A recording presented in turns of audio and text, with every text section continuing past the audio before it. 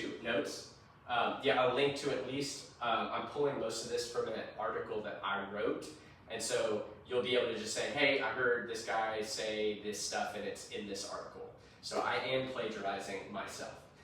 But we'll get started. So why would someone need to see a counselor? Yeah. That's a good question. Everybody and feel free to interrupt me. in his life. Everybody has problems. You know, we live in a broken world and we interact with broken people. And we see that throughout our life. So, why would someone need a counselor? I think one of the interesting things about counseling is that it comes in two spots in like the history of counseling. There's like the stuff that you would imagine where you're sitting on a couch and there's someone you don't see and you're talking about your earliest childhood memories. That's one way we view counseling, that it's changed a lot. And then the second way we view counseling is in probably the early 20s, 30s, people started kind of wondering what to do with their life other than working in a farm. And so kind of career counseling came up.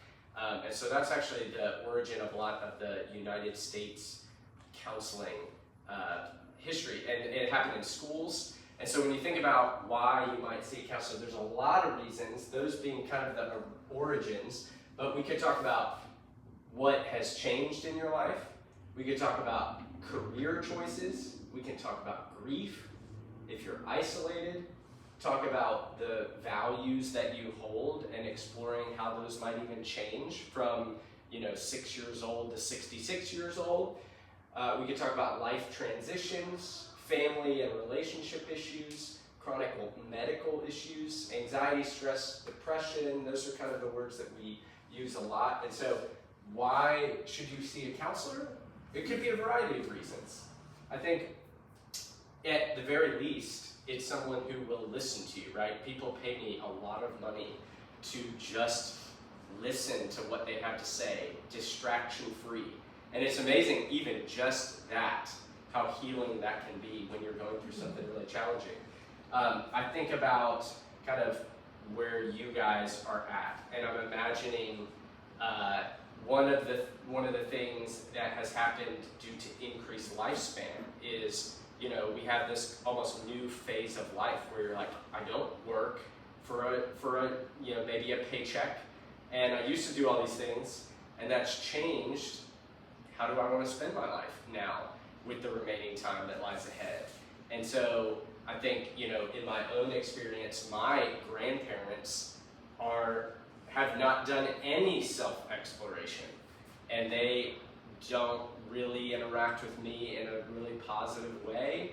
And I think about some other grandparents that I know, maybe one in the room at least, who engages people and like the difference that can make. And I think even as trying to discover your role and where you are in your life, a counselor can help you do that. So there's a lot there. I think another interesting thing that I think about, I work primarily with like adolescents and young adults. But one of the interesting things that you see in the longer age and the later stage of having kids is that if you're a grandparent, or really I'll say, if you're like a 40-something with a teenager, most likely now your parents are experiencing a new life change, maybe medical conditions, having issues at being independent in their life. At the same time as your teenager is hitting, like, I'm independent too, I'm gonna go do what I want. And so I worked with all these families who were really tapped out because they had their teenager doing all their stuff, and they're trying to figure out what to do with their parents and how to love them well at their age. And so that's kind of a new thing as well. So when you think about why should I see a counselor, family and relationship issues, that's a great one. I get this all the time, and especially in my personal talking to people is, well, I wouldn't know what to talk about. Okay, well, a counselor is really good at asking questions and listening to you, and I guarantee you by the end of the first session, if you're seeing a good counselor, they will have brought up some things, or they will have helped you bring up some things that are great things to talk about. I also want to talk about this one, especially because we're at a doctor's office. Chronic medical conditions or issues. I there's multiple people that think different things. I think a holistic view of our wellness argues that our physical symptoms are very connected to our mental symptoms. So I'll give you an example from my personal life. I was, 29 years old, and having back pain that was waking me up. I'm 29, I should not be having back pain, at least not at the level that I was active and all this stuff. And it was a little embarrassing that it took so long, but eventually I kind of came to the conclusion in front of the counselor I was seeing, do you think my back pain has anything to do with my job? And he responded, I think your back pain is 100% connected to your job. And at that time, my job was really, really challenging, and ended up getting fired from the job, so that's how bad it was going. And no joke, maybe 6 months later, the back pain had subsided. And so when we carry stress, there's a physical manifestation of that, and we can kind of see it in people's, I see it in people's faces and in their shoulders and the way they sit. And so what's a reason to go to a counselor? Even if you're just dealing with a medical condition you think might have nothing to do with how your mind is working. So obviously I'm a counselor, so I'm going to encourage anybody to go to counseling, but those are some reasons. Any other ones I might not have listed? Well, it can change. You go for one thing, you think, and it changes because life happens, and it changes. So you might go in for one reason, and then maybe that gets fixed even. Wow, I made some progress on that. Time to move to something else. Yeah, that's where life happens, and you end up with messy family relationships. Yes, absolutely. So, why would someone need a counselor? I like to think about it a little bit like mowing the lawn. I came up with this on the drive over here, so you guys are going to test out if this makes any sense. But when I think about mowing my lawn, if I'm having trouble mowing my lawn, someone could help me figure out, is my lawnmower on? I'm imagining it's not cutting the grass. Is it on? Is the blade even sharp? Do we need to sharpen up the blade? Is the lawn too big for me to mow? I'm having trouble mowing the lawn. It takes me 10 hours, and I actually need help mowing the lawn. Maybe I'm mowing the wrong lawn. I'm mowing my neighbor's lawn, and I actually should be mowing my own lawn, and that would make it a whole lot easier. Maybe someone came along and took the wheel off the lawnmower, and they're standing off to the side holding my wheel. What do I do with that? Right? And so one of the things that we need to think about when we consider why would anybody see a counselor is it's really hard to see. We have these blinders sometimes, what's going on in our own life. So, and how does a counselor help you figure this out? My job, I like to say, is I am a mirror. If I'm doing my job as a counselor well, I am just holding up a mirror to show you what you are saying, who you say you are. So we talk about values. You say you value this, but what you're telling me is this. And so I think about the passage in James, right? What do we know about an unwise man? It is that they look at a mirror and then they forget what their face looks like. And so a counselor is another person that you can have in your life that allows you to evaluate how are things going. And so, in a lawnmower example, I will talk to someone and they say, yeah, I'm having trouble mowing my lawn. It's like, you might not need to mow your lawn anymore, right? Actually, you don't need to do that. That worked for you in the past. Maybe you need to do it, maybe move on now. Or you need help mowing your lawn. It's huge. It's 30 acres, and you have a push mower. You need a riding lawnmower. And so, a good counselor is like a mirror. And when I think about a counselor who I like to emulate, it would be Jesus, right? The good counselor. And I think about some of the questions that he asks in the New Testament to people. Would you like to be healed? That's a great question. because we have to wrestle with it. He almost turns that. Here's what I see. I see you laying down there and wanting to be healed. Do you want to be healed? Or are you more concerned with people around you? I think about the question, or at least in my personal story of the mirror, because I've now seen, I think I've seen 4 counselors over my couple of years so far. And I remember the first one, he was like, I'm answering all these questions, and he said, "It sounds like you don't have any healthy relationships with girls." And I was just like, how did you pick that out? I think you're so right. And it was just like, he was probably asking me, like, do you have any friends with girls that are friends? No. Like, do you talk to girls? No. It's like, that doesn't sound very healthy. And so a mirror is what we're looking for. Most, and now I got this, Katie's so amazing. Most of my job really is just reflecting, and I could talk for an hour about how that helps. But what you're looking for in a counselor, 2 characteristics. Somebody who's empathetic, meaning they strive to understand what it is like in your shoes. And then second, non-judgmental. And so I know I'm falling into a trap when I think they should be doing this, right? Oh no, actually, you need to do this. That's really bad.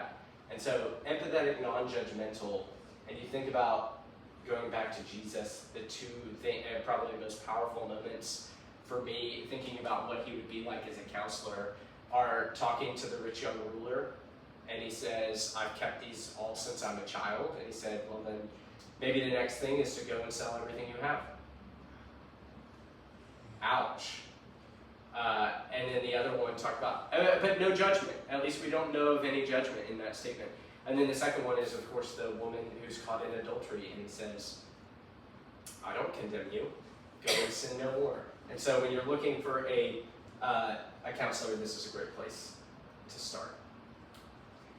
All right, that was an intro of why you should see a counselor.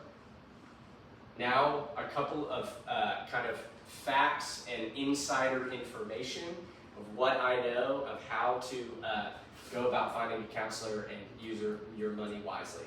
3 things to consider: the relationship that you have with the counselor. I see something in the reflection. Is somebody dropping something on me? Mm-hmm. So I'm distracted too because I can see him walking. It was the labs. Sorry. So relationship, we talk about money and we talk about time. So the number 1 predictor of is the counseling going to be helpful for anyone? The number 1 predictor is that the therapeutic relationship is positive. So if you ever hear anybody say, "Yeah, I don't know if I love my counselor," tell them to go find someone else. If you do not love spending time, now sometimes it hurts, right? Because it's non-judgmental, but that doesn't mean it's nice. They don't say things that are pleasant to hear all the time. But you should have a positive relationship. I looked for the meme, but I think Katie sent it to me one time, but it said, "My life coach has a horrible life." Like if you are showing up and your counselor isn't somebody that you would want to emulate in any way, and there's no positivity in the relationship, they could be the best counselor in the world, like in training and knowledge, it would be awful. So that's the number 1 predictor. Ironically, the second predictor is that the counselor holds a theory. So holds to a theory of counseling. And the funny thing about that is, it does not matter which theory. So they could be thinking cognitive behavioral therapy, they could be trained in EMDR, they could do play therapy. It does not matter, they just need to have a theory, and that means that they're not just winging it. But the main thing is the relationship. Do you connect with them? Do you respect them? And then I'm going to give you 3 quick pro tips, is what I like to call them. It's what it is in the article that I wrote. Pro tip number 1, most counselors do a free 15-minute consultation. What's that? Most counselors do a free 15-minute consultation. So if you find a counselor, someone finds a counselor, and they go, "I don't know, they might be a good fit." If they reach out, almost always they will do a 15-minute phone call or video. And you can just see, do I think that I like them? Do I like the way that they talk about counseling? Do I feel like they would understand me? You can tell a lot in 15 minutes. Pro tip number 2. The best place to look for a counselor is to talk to a counselor you know and ask them who they would see. So I love when people are like, oh, I'm looking for a counselor. I'm like, here's who I would go to if I could go to them. I know them, so I can't go to them, but I would recommend going to this person. So word of mouth is huge. And then pro tip number 3, virtual counseling. I think we shy away from it. I'm sure a lot of our lives were virtual and we hated it. But virtual counseling allows us to, I think, more consistently make counseling. There are times where I'm either gone or they're gone and we wouldn't be able to see each other otherwise, but doing virtual is great. The research shows that there is, and I promise, I don't really believe this, but it's somehow true. According to research, there is 0 difference between in-person and virtual counseling in terms of the success. And I think that you're shaking your head. Let me give you a caveat. I mean, I can sort of understand, but I see a lot of people who come in and say, I tried BetterHelp and it didn't work. BetterHelp is a place or like an online company where you can get paired with a counselor. Guaranteed, their counselor relationship did not exist. It was not that it was a virtual format, it's that they did not connect with their counselor. That's it. So just know that it's a good option, especially if you're having trouble or there's something out of state or something like that. So next one, money. You are worth $150 a week. I have people who talk to me about like, it's a lot. It is a lot. And you spend a lot on other things. And you are worth $150 a week. So if anybody is wrestling with, should I go see one? It is worth your money because you are worth that. I like to tell people that. And then I think there's also a correlation, this is just a Jarrod opinion, between the amount that you value the counseling and the progress that you will see. If you don't value it, you're not going to make time for it, you're not going to do the homework, you're probably not going to get much out of it. And so I would recommend thinking that, hey, you know what? I heard this line. You're never supposed to get a massage for less than $50 because, like, where am I going? How are they trained? That seems a little sketchy to me. I would not recommend seeing a counselor for less than $50 for most cases because I'm wondering, why are they only charging you $50? It's a lot of work and a lot of training. A couple more pro tips. Number 4. Yes? Sometimes they give you $50 for the, not counselor, they training to be counselor. Yes, that's an exception. That's cheaper, yeah. People saw me a year ago for $0, and I would like to consider myself a pretty good counselor. And now I charge more than that because I'm not in training. But yes, this is pro tip number 4.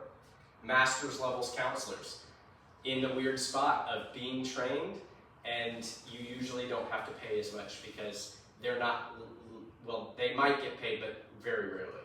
So that's a great place to be if you are trying to, if somebody isn't able to afford the full price, it's a good one. You think about insurance, and the other thing is I think there's a lot of excellent counselors who are private practice and do not accept insurance. What I find is people don't realize that they can, if they have the right license, give you a super bill, which is a receipt for what they do, and you can turn that into your insurance company, and the insurance company gets to decide how much of this do we want to reimburse. And I would say probably like 60% of the people who do it get $40, $50, $60 per session back from the insurance company.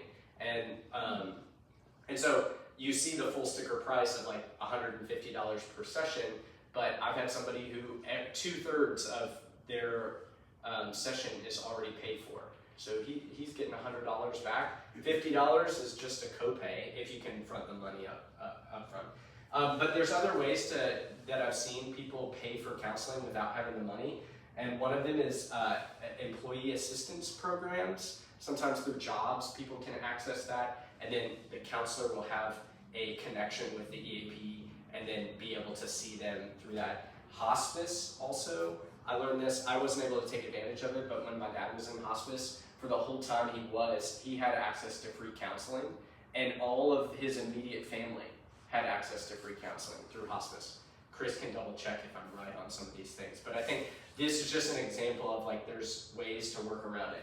Group counseling is great, and then Psychology Today is a website that you can narrow down, oh, I want someone who fits this or has this experience. So that one's good, but I would give a caveat that I know a lot of people who reach out to counselors on Psychology Today and never hear back. So just some caution. And then one thing that I am just going to tell you, a secret that I don't want anybody to know I said, but most counselors have a spot or two on their caseload that they do not charge full price for, and all you have to do is ask. So I currently have a couple that I'm willing to see, and nobody has taken it up on me. And I'm just waiting, like, if you just ask, I will say, what can you do? And so those are some financial ways that you can use to find a counselor who fits your finances. How long will it take? How long do I have to see a counselor? Cognitive behavioral therapy has some research that shows that progress in anxiety can be, you can make major progress in only 5 to 8 sessions. And so I think, at least on the parent side, I get a lot of parents who are like, I'm gonna have to take them out of school every week. And I said, yes, for like 5 weeks. And then it'll be every other because we're seeing progress. And kind of like you said, Pam, early on, it was like, oh, I made progress in this one area. And now I can talk about something else that's not maybe as pressing, but has lasted longer. And so I like to give people the example of a personal trainer.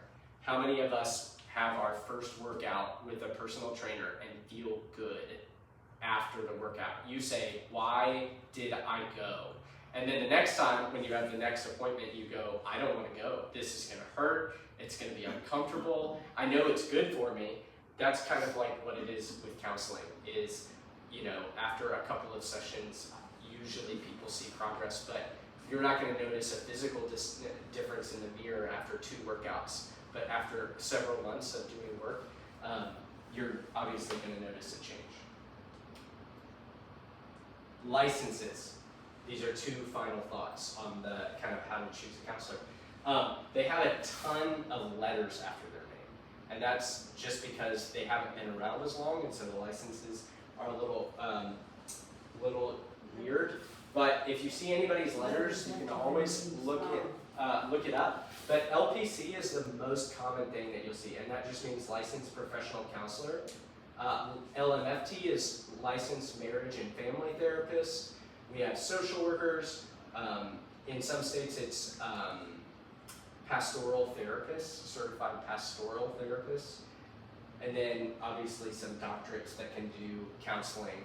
They all kind of fall under the same umbrella. The only other caveat on that, though, is that virtually you have to be licensed in the state. So I'm licensed in Tennessee. If you know of anybody who needs counseling, I would be happy to see them, but they have to live in the state of Tennessee. That is changing because there's a thing called the Compact, and a lot of states are on board, but not Texas, so talk to whoever you need to talk to make it happen. And that will allow people to see any counselor who is licensed in a state that is included in the Compact. I think that it's up to 34 states. And then theories, we could talk about this, but like I said, the really important thing is that they hold to a theory, and they're not just like, oh, last week I read about this, and you should think about this, and Instagram video said this. So that's one thing. And then that's the end. Any questions or thoughts? Yes? Better to go to counselor or read a book or listen to on the internet. Say that Which question. is better? Oh, To which go to is better? counselor cheaper if you listen on the internet or read a book. Are For you? me, like Yeah. English second language, Oh yeah. I didn't understand the word in the book. I go to the computer, to the dictionary Yes. to find out what it means. That's a great question. You know, that's where maybe even virtual could be helpful. Is there someone in Bryan College Station who knows your first language and is a counselor? Maybe not. But in the state of Tennessee, or Texas, sorry, wrong state. In the state of Texas, I guarantee you there's a counselor can do therapy in your primary language. I mean, there's got to be someone. And so if you're willing to do virtual, that could be something. Yeah. Probably the first rule is that your husband or wife is not your counselor. And it's because, you know, and I forgot to mention this in the beginning, it's really hard to be a mirror for somebody that I have a stake in what they decide. So like, I want Katie to do a couple of things. And so if I'm like, hey, here's this mirror, look at yourself, but also like, you should probably do this. My clients, if they don't show up again, I might be disappointed, but I'll just fill the slot with someone else. So I can be a mirror, and when they have homework to do and they don't do it, I'm really just interested. What got in the way? That doesn't affect me at all, really. And so, yeah, I mean, husband's great. He can do a lot of things. But yes, books are great. The way I like to think about it is books are cognitive, and counseling's a hard thing a lot of times. And so you need someone who can help you navigate the hard thing. But I do see your dilemma of like, it's at a pace that I can understand.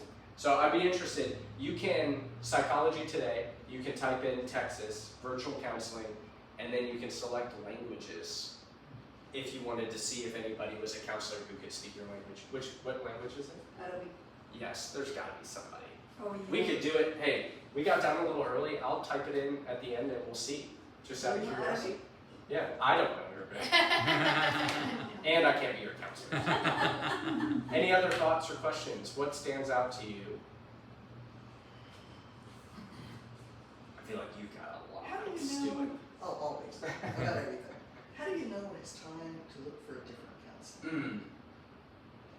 Are you thinking about a personal example or somebody you know? What's the question here? When do you know it's time to move on To a different from a counselor Oh, to another one? Yeah. Well, I started seeing a person, I don't know, 10 years ago or something. And with the goal to lose weight. And that hasn't happened, but life has been throwing stuff so much that she's gotten me through a lot of different things. In fact, right now it's sort of smooth sailing, so yeah, lose a little weight, but which involves making a lot of different choices, learning how to handle stress differently. Yeah. But you don't really think clearly. So even though that was the original goal, it's like we just haven't gotten here because all these other things got in the way, and I feel like I'm kind of stuck. I'm not getting anywhere. But I should talk to her about it. Yes. That's the number one thing I would say is, you know, if you ever feel stuck or you feel, I don't know if this is working, bring that up, right? You pay me a lot of money, and if I'm not doing my job, then you need to address that with me so that we can either get you somebody who knows a little bit more about whatever that topic is, or change the way that they were doing it. Seems like you've done work with this person 10 years. So if you've seen progress in those areas, and you already just in that explanation said kind of like maybe I need to work or think about how I'm, right? So. Or now we can finally get down to the nitty gritty. Yes, yes. Because there's so much of this blowing smoke. Yes. So, you know, see what they say to that for sure. My supervisor gave a good example that, you know, because I'm just going to be having to see a counselor probably for all of the time that I'm in this job, because I'm listening to all this stuff and I just need somebody to process it with. And I like what my supervisor said. She just said, there's different seasons. You don't have to discount the work that you've done with this counselor if you feel like it's time to move on and try someone else. And so there was one point where she was like, this counselor helped me a lot in this one area, and I realized after a conversation where she kind of brought that up of like, hey, I think it might be time, and she realized, okay, time to move on and do some new work with someone else. You can always go to someone else, see how it goes, and then go back, right? Yes. Yeah. So that's what I would say. Yes. Definitely bring it up. Know that other options are out there. And I'm definitely hearing too that you just have had other things to do. And maybe it's, what I do as a counselor is I go, hey, let's take a step back. We've talked about this. We've done a lot of work in these areas. You first came in with this. Is that something you still want to work on? Do we want to do something different? And so that's what you can kind of do by bringing that up. Yeah. Well, and I forget. Sort of get blinders on, and this is why mirroring is so helpful. You get blinders on, and I forget about what all's happened that I've gotten through. You forgot. That's why I like the lawnmower example. You forgot. I haven't bought a new lawnmower in 30 years. I haven't sharpened that blade. Right? Exactly. Thank you. Yeah. Any other thoughts or yes? You said you go to the counselor between 5 to 8 months. So that research talks about if I'm feeling anxious to a clinical level, and 5 to 8 sessions should be enough to start to see some progress. That's with you. I think you have a good connection with them.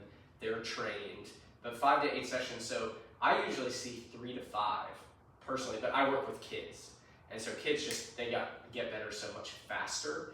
But the other way I would say it is if you've been to a counselor 5 to 8 times and you don't feel like anything is changing, then that might be a good sign that going to another counselor might be better.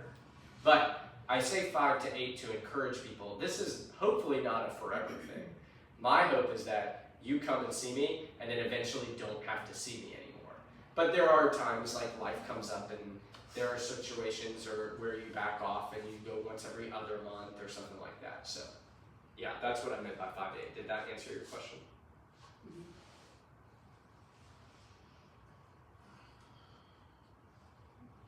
I think that's it. But when you getting older, it's harder. Yes.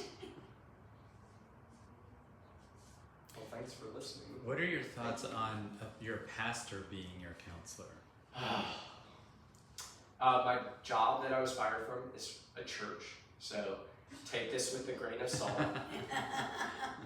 I think there's some positives of the counseling relationship that pastors can't do, and vice versa.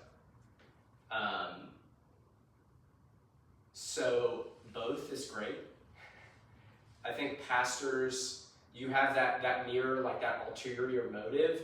It's probably hard to be a pastoral counselor, or if you're talking about my pastor, the pastor of my church, and not kind of be like, hey, I didn't see you at church. And so there is some level of checking in on behavior that is a little hairy. Whereas, does that make sense? Whereas the counselor, what do you? It depends on the church and the pastor. It does. It just depends. Yeah. I would say it depends on what you're seeing. Like, are you getting counseling for something that's not maybe at the clinical level? When you have like anxiety, depression, they might harm themselves, something like that. Pastors just aren't trained in that. They might have, like most people I know, my friends who are in training to be pastors at Dr. Demon or whatever that is, they had one class on pastoral counseling. And so they have one, and I had like 25 or whatever the number is. And so that's just their training isn't there. Yeah, both is great. I think I don't meet a lot of pastors. Well, I'll give you an example of one pastor I heard. They, this is how they communicated it, so take it with a grain of salt as well. But they said, yeah, a couple came into my office and they talked about this, and I said, you need to blah, blah, blah. That's not what I do as a counselor.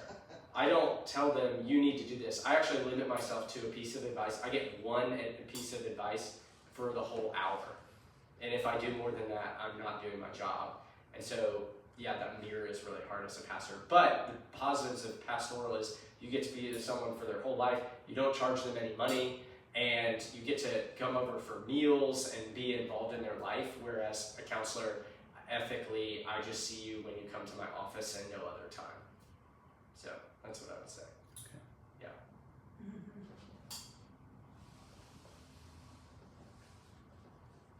It can be tricky Yes. for the pastor, Oh yeah.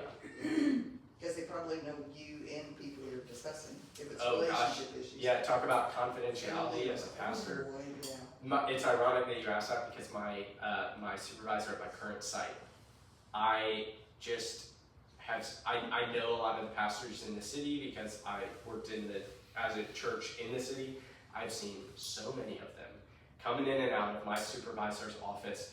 They all see him, and I can only imagine what he knows about Memphis, all the pastors and all the church stuff. So yes, it is a little bit dicey with like, oh, you're having trouble with someone else in the church, or yeah.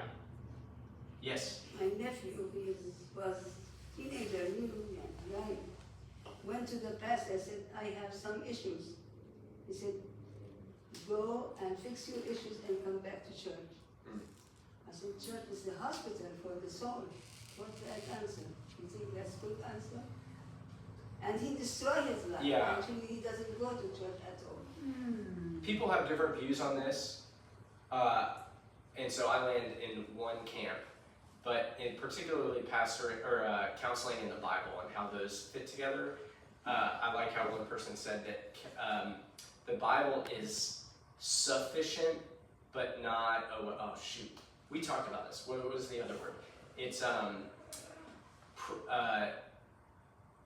sufficient, but it's not descriptive of all things. So we do need the Bible, but so many pastoral counseling sessions can become, oh, well, you just need to look at the Bible and see what that has to say. And it's like, for a lot of things, there is a heart issue. But if a person, so one of the guys came into my office and he was seeing things, like hearing voices. That is to a clinical level that I do think that wisdom is found in Jesus, but he needs to be able to sleep in the same way that a doctor wouldn't say, oh, well, you're experiencing some back pain. Why don't you read about the Bible and not be anxious, right? No, like there's medicine that can be done to fix this problem too. So I'll stop there on the pastoral thing. What are the different types of counselors, different styles, methods? Yeah, like theories. Yeah, you said you gotta follow one. Yes. What are the different ones? That is, so there's the original was sit on the couch and tell me about your childhood and let's see where your mother is coming into your life. That's like psychoanalytic. Not many people do that anymore. Probably the most researched is cognitive behavioral therapy, and that's just easy to explain by saying thoughts, feelings, and behaviors. So I think a thought, I feel a thought, or feel a feeling, and I act in a certain way. That's probably the most common, just because it's so well researched. But there's other ones like narrative therapy. How do you want to write your story?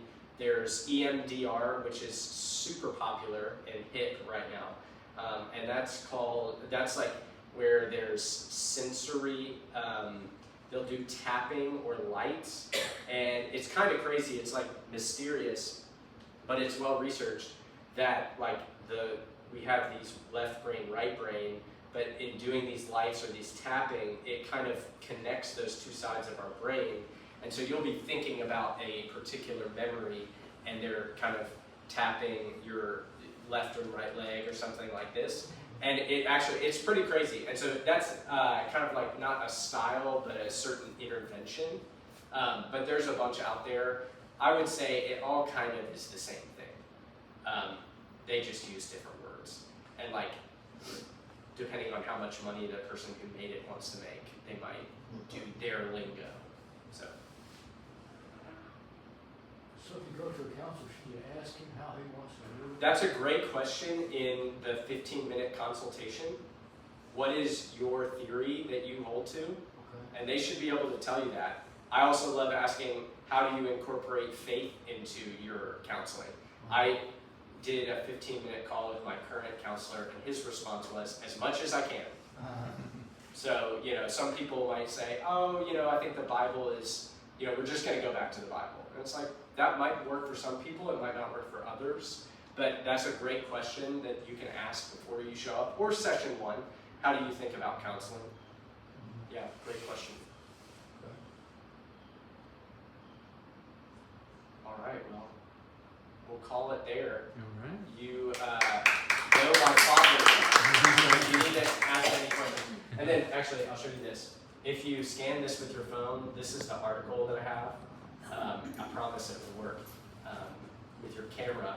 And you can send the how to choose a counselor Just with your camera. article. Like if you were gonna take You should be able to. Let's see what that I looks don't know like. what to look after that. And then you just, it'll. It's got light shining